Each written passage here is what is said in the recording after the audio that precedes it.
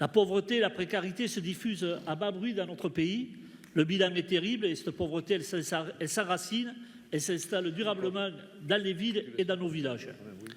Cette situation est intenable et ce drame social ne pourra pas durer éternellement. Parce que la pauvreté, ce n'est pas une fatalité, c'est le résultat de décisions politiques et économiques qui sont prises.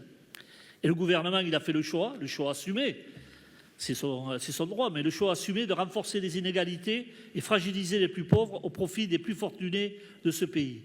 Alors que l'heure, aujourd'hui, c'est un plan d'urgence, avec des mesures fortes pour faire reculer la pauvreté et la précarité.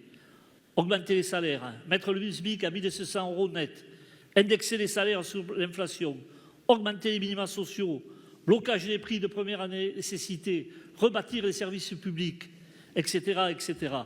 Voilà qui donne du sens à un vrai programme de lutte contre la pauvreté et la précarité. On parlait de propositions, mais voilà des propositions concrètes, à même de lutter contre la pauvreté. Et ces propositions, elles sont toutes budgétisées.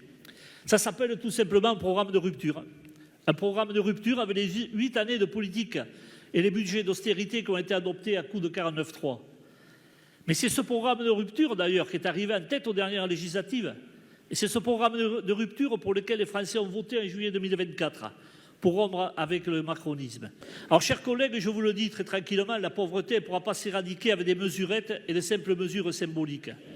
Des mesures d'urgence s'imposent, à défaut de quoi on fabrique de la colère, de la souffrance et qui nourrissent au passage une extrême droite qui fait son lit de l'impuissance politique et de l'impuissance publique. Quant au département, il n'est pas exempt de reproches en matière de lutte contre la pauvreté. Et disons-le clairement, la politique départementale n'est pas au rendez-vous. Dans un département où le taux de pauvreté est de 14%, où survivent même 15 000 allocataires de RSA, où près de 60 000 personnes sont inscrites en France Travail, c'est quand même près de 17% de la population active. C'est pas rien. Dans un département où, vous le savez autant que moi, les associations d'aide aux personnes en difficulté croulent sous les demandes sans cesse en augmentation. Mais dans un département où les inégalités s'accroissent, où les fragilisations d'une partie de la population menacent notre cohésion sociale, l'action publique, qui est issue de vos choix politiques, n'est pas à la hauteur des enjeux. Ce qu'il est besoin de rappeler, les mesures de baisse ou de suppression des aides aux centres sociaux, aux crèches, aux associations qui touchent à la solidarité et à l'insertion. Enfin, sur le contrat qui nous est proposé, que dire de l'enveloppe financière consacrée à ce dernier?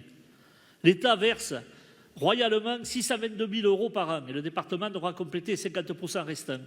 1 200 000 € pour lutter contre la pauvreté. On conviendra quand même que l'ampleur des besoins sociaux de notre département appelle des moyens de notre niveau.